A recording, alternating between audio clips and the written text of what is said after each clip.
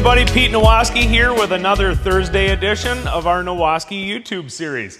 So typically this is our bike build Thursday episode, but you can see that our FXR project is not sitting next to me. We're gonna push that off for another week or so because Andy brought his bike in for front Nowaskey suspension. So this is a 2020 Street Glide, and I wanted to take this opportunity to show you guys just a complete install of front cartridges on this bike. Now we're gonna do a few other things for him, but for the purpose of the video, we're just gonna do a comprehensive suspension install. So I'm just gonna go over that with you, I guess, part by part, and get her done and show you guys what it takes to install your suspension on a new model bagger. Okay, so to get things started here, I am going to remove the ignition so I can move this back plate gingus here. To be honest, I'm not sure what it's called. So there's a trick to this. I can't really explain it to you. It's hard enough to do it without an explanation. I have this cool little tool that I can put back in here. There we go.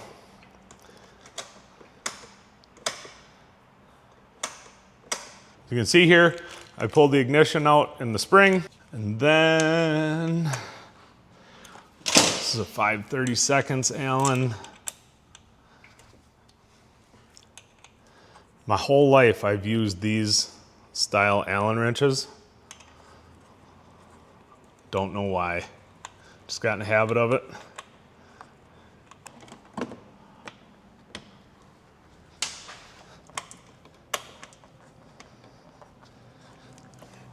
There we go. Okay. Now we can pull this inner piece up and back. Gonna unplug the little switches back here. I want to take it right out, but they're gonna let me, not without taking that off.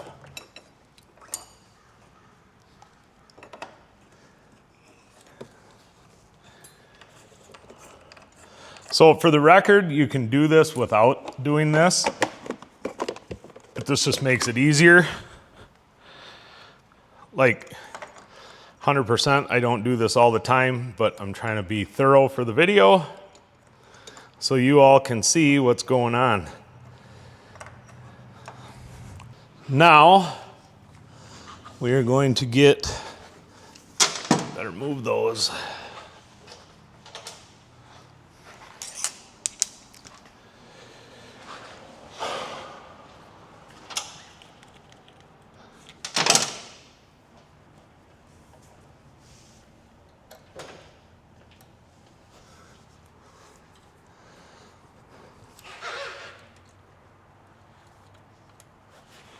So these little axle covers, oh, come on.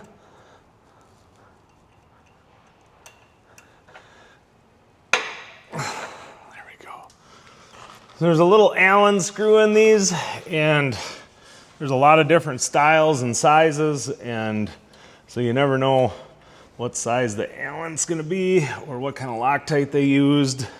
And a lot of times they're stripped out, just like that one is. This is my trick. I don't know if it's the trick, but on these axle covers, kind of specifically, but it works in other things. If the little Allen is stripped out, you just use a Torx. So sometimes you can put the proper size Torx in and it'll work. I'm guessing in this case it won't because it's just really seized. It must have red Loctite. Yep. So then, take the next size bigger.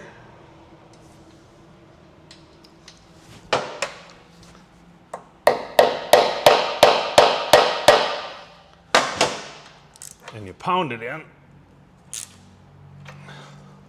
There you go. So then what I do, I just leave that thing in there and I put it back on and tighten it up and pull that off. And then you just got to do the same thing the next time. All right, so I'm going to get everything loosened up here. Oh yeah, that's actually an Allen, or it's actually metric. It's fine for loosening it. I'll use the metric one when I tighten it. I always take this bolt all the way out when I do this, rather than just loosening it. That way you don't forget to put Loctite on it or tighten it, just in case. Also in this case, he brought us new powder coated lower legs and the upper fork covers. So we're actually it's gonna be all new legs and covers and stuff. So we just wanna remove everything so that when everything goes back together, it's all perfect again, because that's the main thing, right? It's gotta be perfect.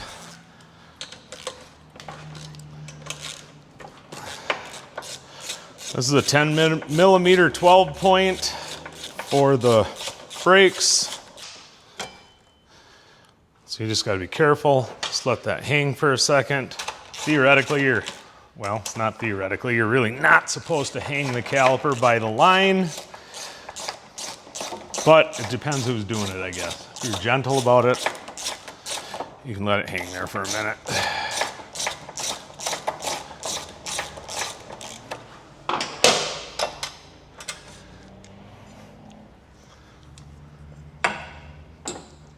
I'm just gonna gently set that there, just so we don't scratch things up and bang things around. Okay, so now we're gonna get this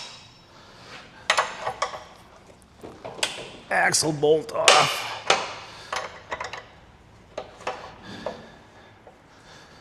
All right, now I gotta jack the bike up a little.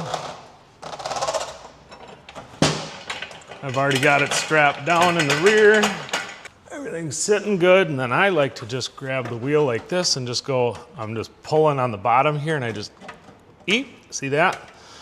Just eke the bike over. Now everything's clear. All right? Boom, boom, boom, we'll get a dead blow.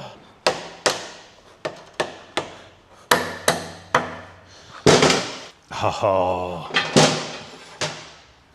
anti-seize.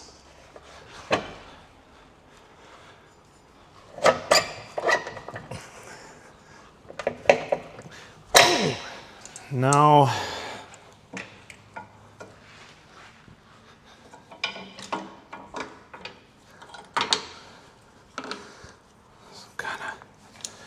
kind of protect that stuff there. So if I jack the jack up a little bit, I should just be able to get that out without pulling the fender off yet.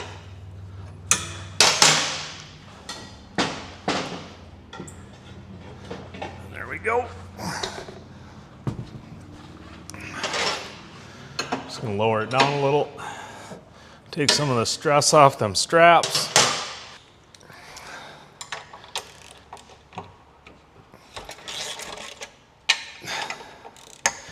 Sometimes it's depending on the bike or the lift or the situation, it might be easier to take the fender off first. But like with this being a relatively short carbon fender, I knew I could just jack the bike up enough to kind of roll the wheel out, and then it's easier to take the fender off, in my opinion.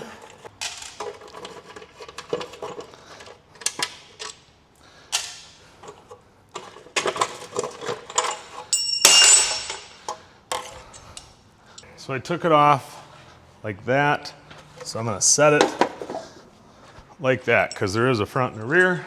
All right, so on the 49 millimeter, so the modern baggers, you have one pinch bolt on the top and two on the bottom. I'm just gonna go ahead and loosen this. You can see the fork just barely protrudes there. You can see the fork just barely protrudes there.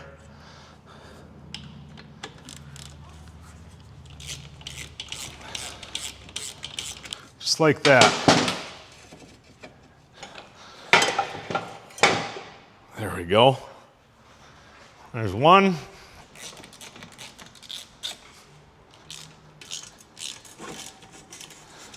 There we go. Easy peasy.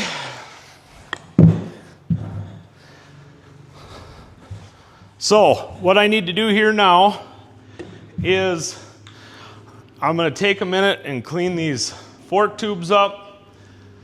These lowers are freshly powder coated, so I'm going to clean thoroughly the inside of these. In my opinion, you can't clean them enough times because they get sandblasted before they get powder coated. You just never know, and you don't want that gunk in your front forks at all, anywhere, for any reasons. So anyways, I'm gonna clean those out. Like I said, clean the fork tubes up, and then what I always do, if you wanna come over here, is, well, and I'm gonna have to pull these fork cans off, but I always clean up the insides of the triple trees where the tubes go through and wipe the wheel down and stuff like that. I'm just like, I want everything like neat and clean and nice when it goes back together.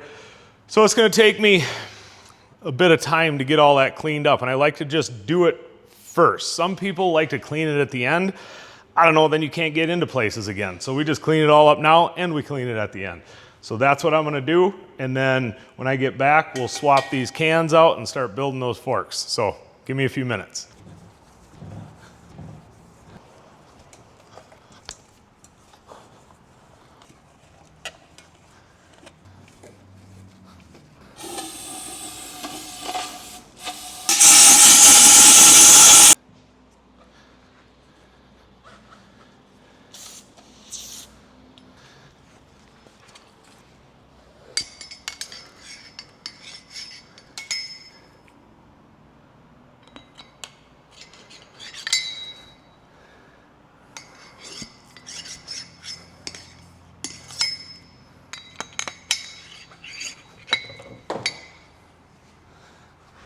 So for the record, while I was doing this, I looked in there and the original brass washer to seal it, the bolt was still stuck in there, and after the blasting and coating process was like cooked in there, and it was like black, you could barely tell. So that's why you gotta do this stuff. Of course, leaving them in there probably protects the surface. If you think about it, right, Nick? Right. So like when you're doing sandblasting and stuff, maybe they left them in on purpose. See that gunk and stuff? You just don't want that crap in there.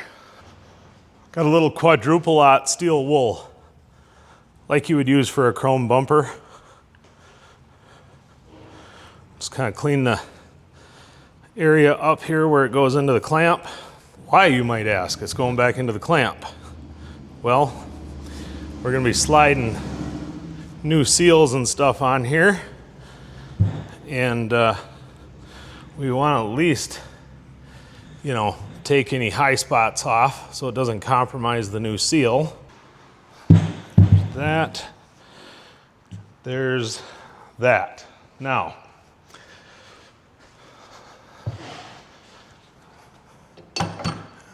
as Eminem would say, let's get down to business.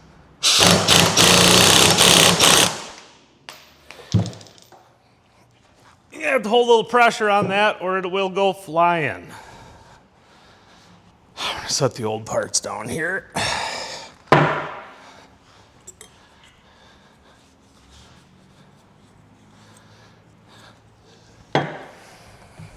Watch this backfire on me. I should have done this one first.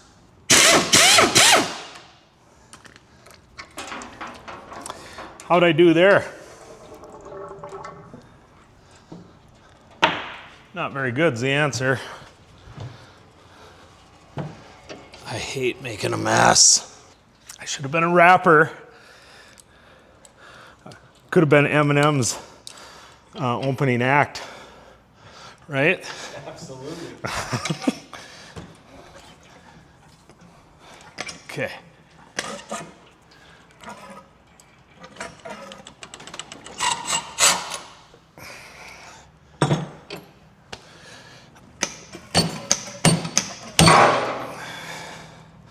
So that's how you do that, right? Just gonna muscle it. So, it doesn't matter, but let's see if we, there we go. So I think what I'm going to do, if everybody's not bored with my video, is talk about some of this. You know who we should have here explaining it? Tony B. Absolutely, I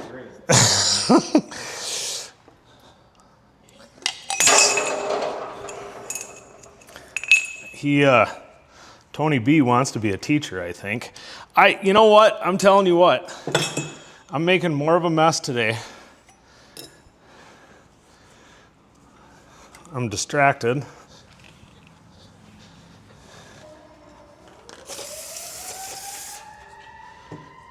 Yes, I should be wearing rubber gloves.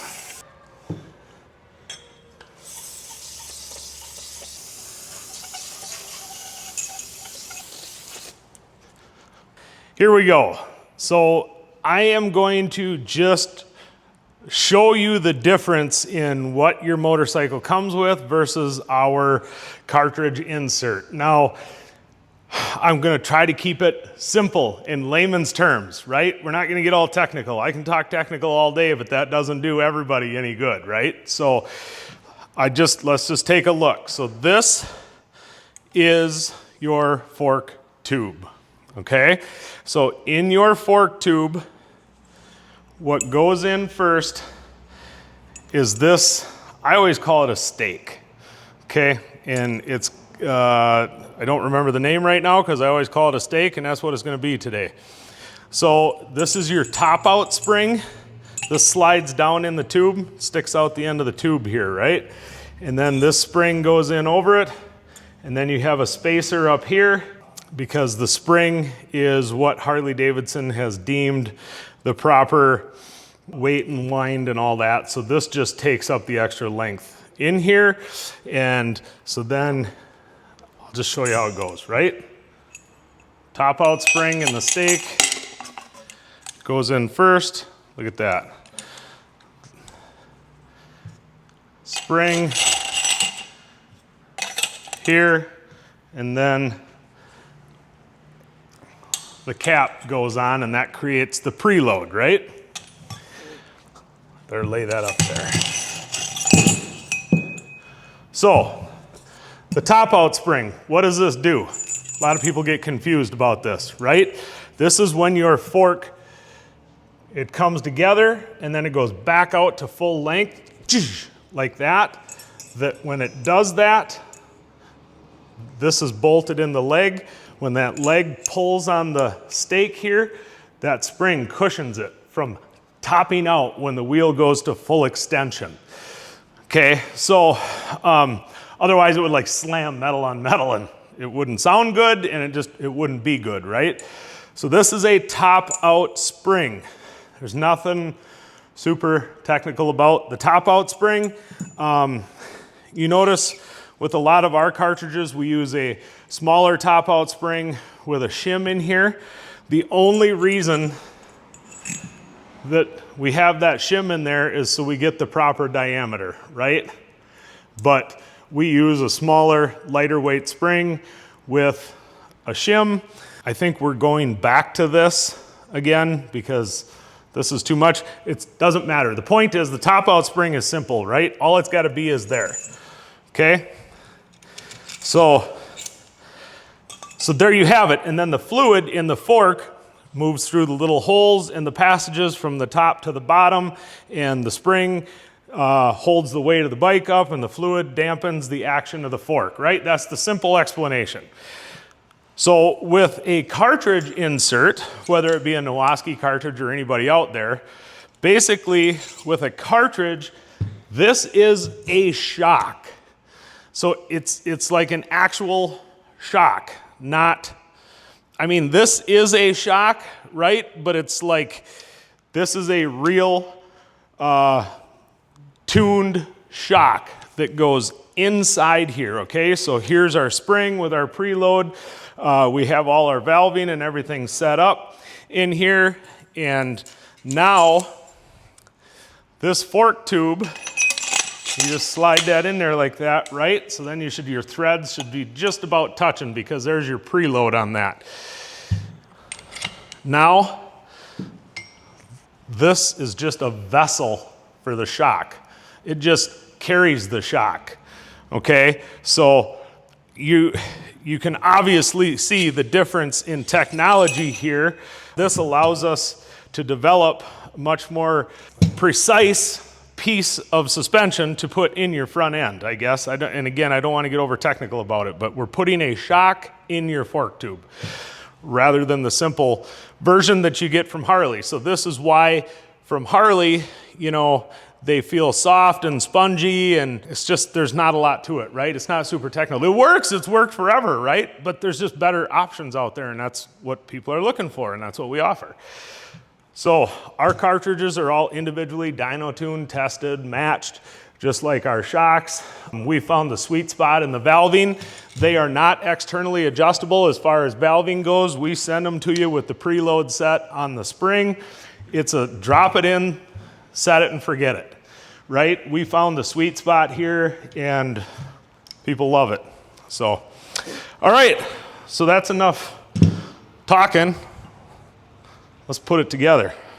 Now I'm gonna take the tube, clean that up. I'm just using like middle of the road brake cleaner here.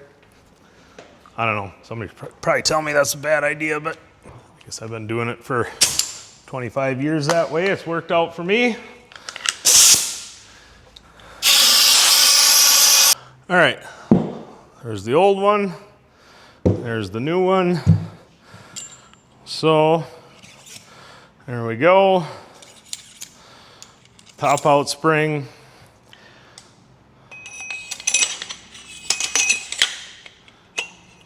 Right there.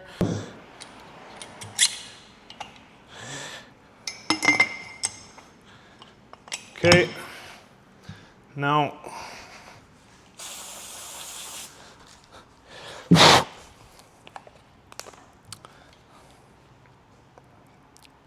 blue Loctite, clean threads.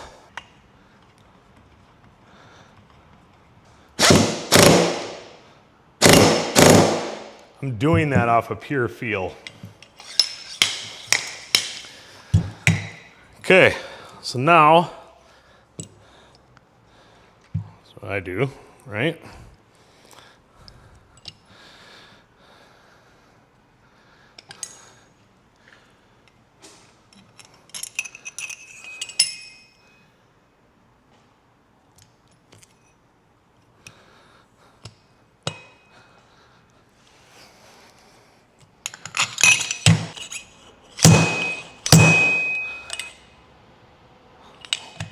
I think it's in. That took a couple more, didn't it?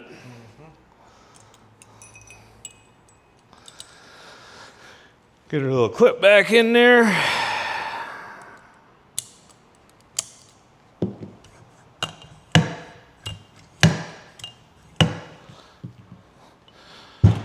$150 cc's, pre-measured.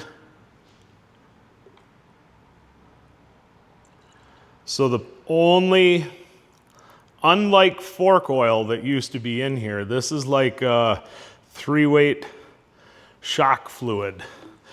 The one and only purpose of this is to lubricate them bushings and seals in there. It doesn't do any work anymore.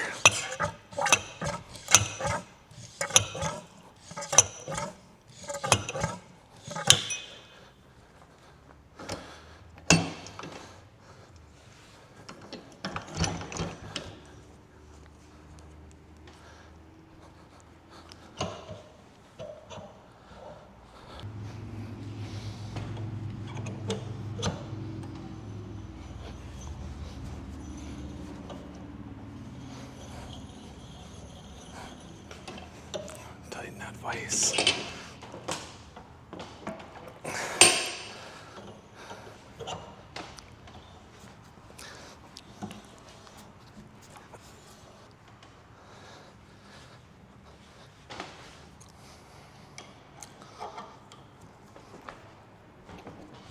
There we go.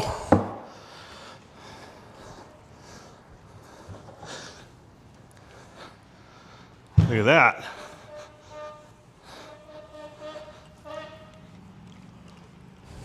Easy peasy.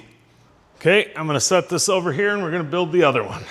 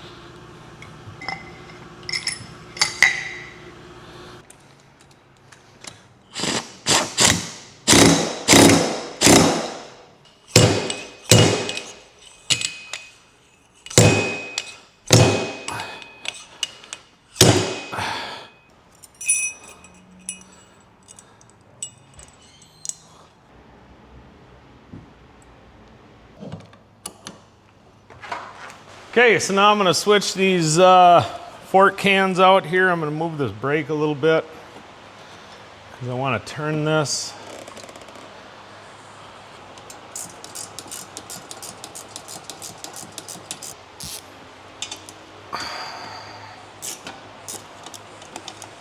You're doing a great job, Pete. Am I? Yeah. Okay. I'm gonna go ahead and put the other one in. I'm gonna tell you this because it happens. So when you're getting your fork cans or you're putting them on, first of all, don't forget and like put it together with your old ones on, but your new ones, there's typically a seam on the back here. So this is a stock cover that's powder coated, right? So you want to make sure the seam's on the back. I've seen guys put it together and the seam's on the front and they don't notice till the end. I don't know, you just get in a hurry, right? So don't do that. Make sure that you pay attention to that. Continue to clean stuff here as we go. These were just powder coated. So you got to make sure that the threads have been chased, which it appears they have, and we're good to go. But you don't want to get one of them in there and have the other one not want to go. So, a little Loctite. Try to be careful.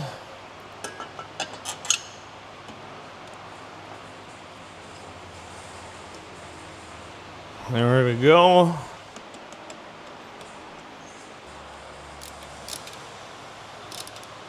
So, repeat process over here.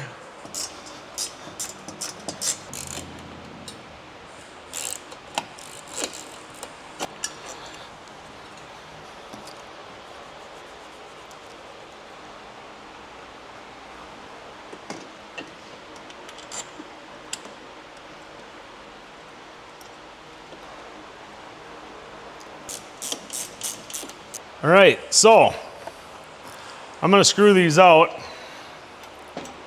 and I'm just gonna they're not typically Loctited. I'm gonna spray them off and put a dab of blue on it just because can't hurt, right?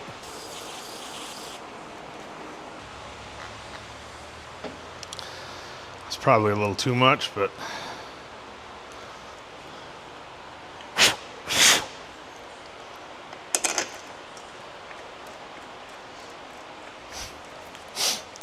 Loctite is actually a thread lubricant as well. So it helps to make sure the bolt gets a good torque and it locks it in.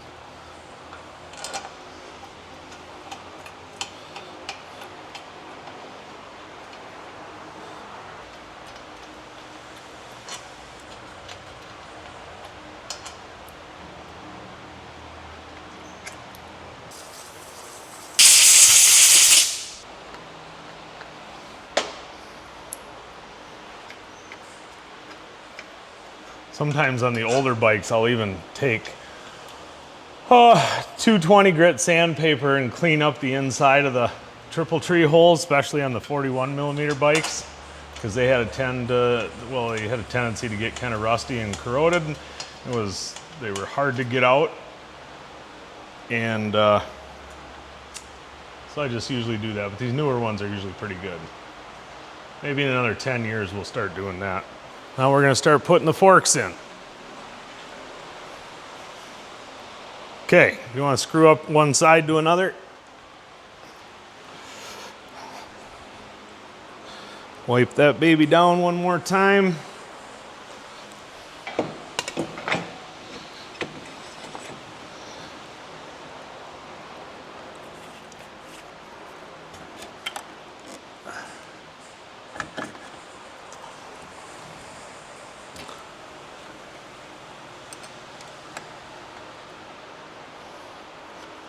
I'm just going to snug that for the moment. There we go.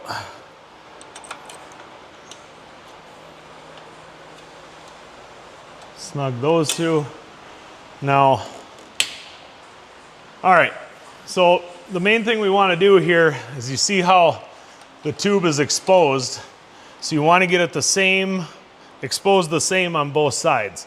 So what you kind of need to remember is you have rake in the neck, and then you have rake in the triple tree. So if you look here from the side, you can see that there's more showing in the front than the back, right? Because the tube comes out of that at an angle.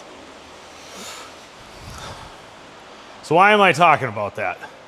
When you're doing it, you want to make sure you pick the same point on both sides that you're referencing. You can't be looking over here, here, and over here, over there. It's gonna screw it up. So we're gonna put the other tube in.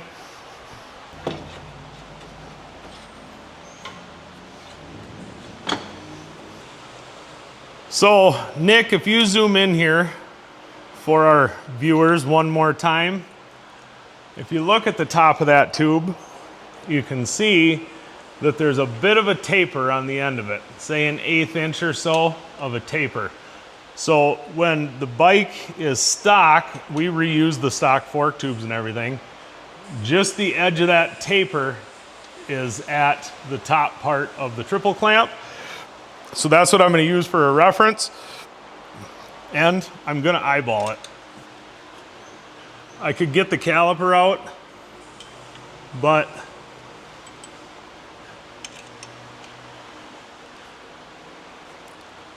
here to tell you it's a street bike, I can eyeball it pretty damn close. However, feel free to measure it. I've just done this more than once. The main thing is that both sides are equal.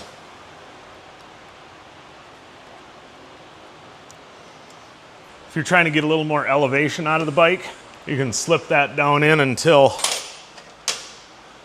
you can like take this, put this in here, and then slip it down so that's flush, and that's still enough clamping area. However, in this particular case, we're not really looking for a bunch of extra clearance. And you can always adjust that later. Now you'll notice, I don't use torque wrenches a lot, unless I'm building engines. I've been a mechanic my whole life. Cars, trucks, diesels, Caterpillars, Chevy, Ford, Saturn, Nissan. Really worked on it all. The point is, I go by feel. That's just how I do it. You definitely should use torque specs. You should be able to find them online. There we go. Now, what I like to do here is, at this point, slip the axle in. Look at that. All good. Axle goes in good. Everything lines up good. That plug-in will go there. Okay. We'll do that at the end. All right. Now, we're going to put the fender on. So I'm gonna run out and run these on the wire wheel quick to get the Loctite off them. The Loctite on everything.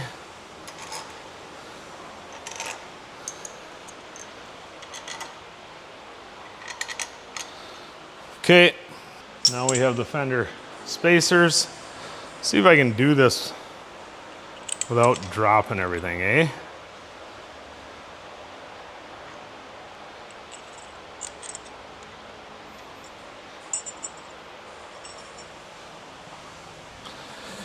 I already wiped down the inside of that fender. Hoffman Designs fender.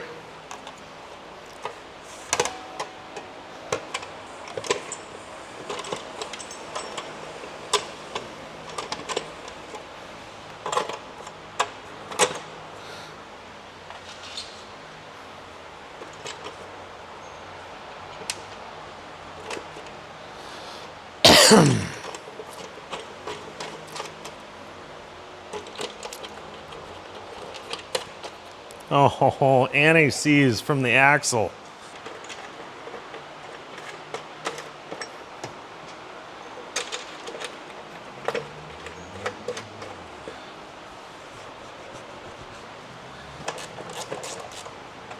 So I'm going to snug these up.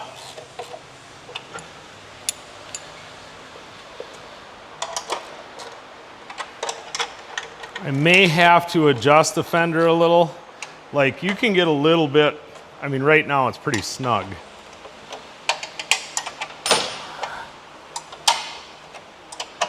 But you can get a little wiggle out of it if you need to. I usually like to get just kind of pushed down in the center so it hugs the tire as best you can. But again, we may have to adjust it to make sure it lines up with the tire and everything. And again, I probably put more thought into that than most people. Okay.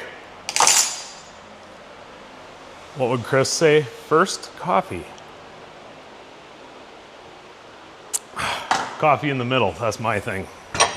All right. So now, we're gonna get the wheel back in there. I wiped down the wheel and stuff already. It's not 100% perfect because, well, it's pretty dirty. So it's gonna need,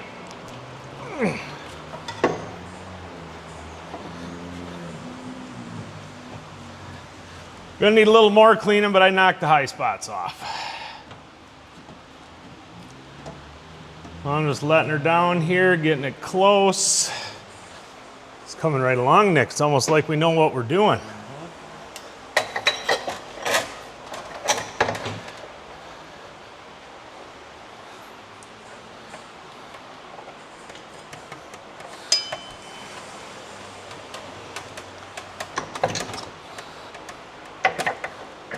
You know how long it took me before I could do that? Like move a bike on a lift like that? Right. Did it scare you or did it help you? Both. Like it's probably not safe. Look at that. Okay, how's our fender look? It's about as good as it's gonna get, Nick.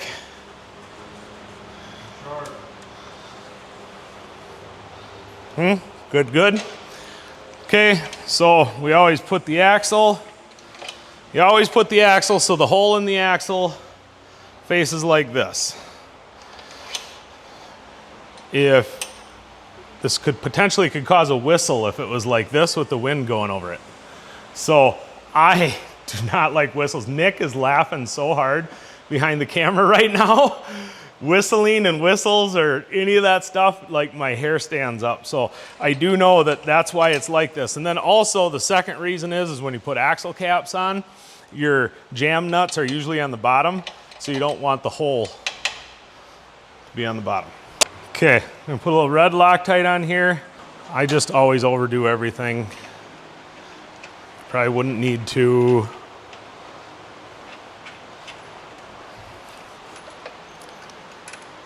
Make sure my ABS sensor, I'm gonna snug this and then I don't want to muck up his new powder coat here.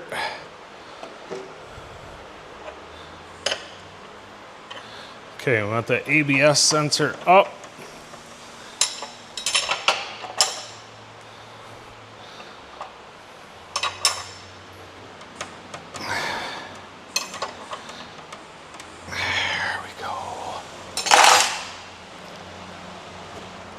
Look at that, huh?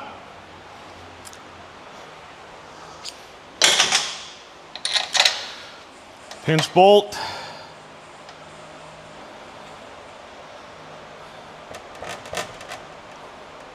Make sure that's relaxed on there, right?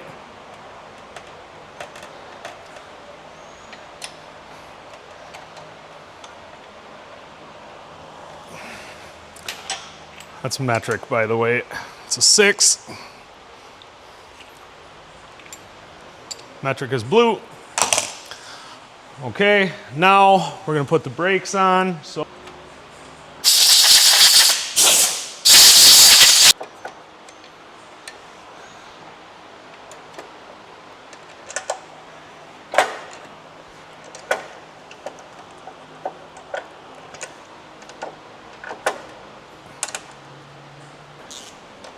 starting to look good here.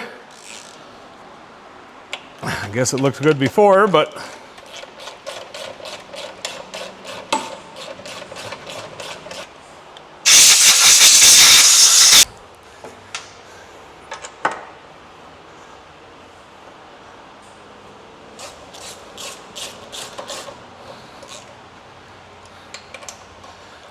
you notice he's got the Galfer cubit rotors on here too. Maybe I snugged that one up a little too much. There we go.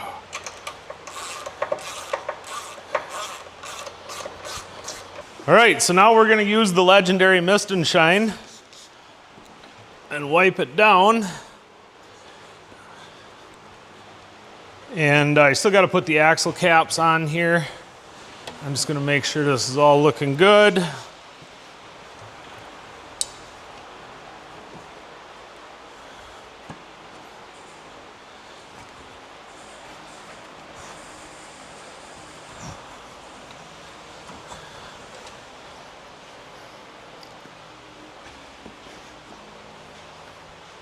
Look at that, huh?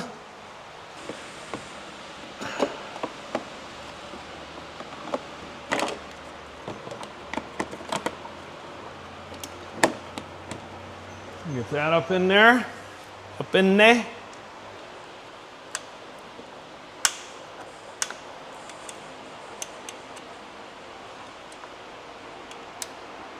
I'm gonna go start the other side.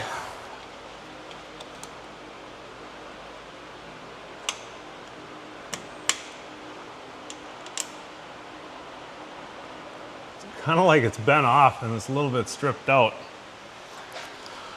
All right, now we got to put the axle caps on.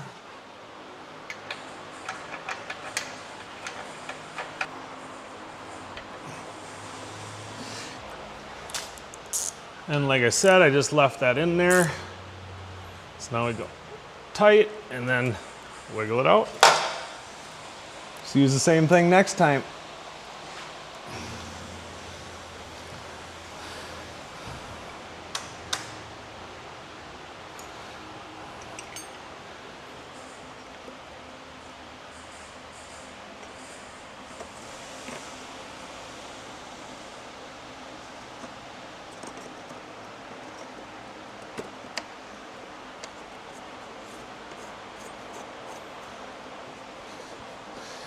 So everything's hooked in and tight there.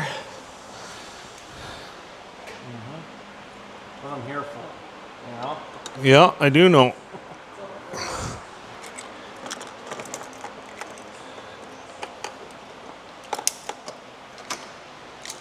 There we go. So there you have it. That is a complete 49 millimeter Nowaskey cartridge install on a 2020 Street Glide. So I'm hoping that this video helped you out. And as usual, like, subscribe, and comment below.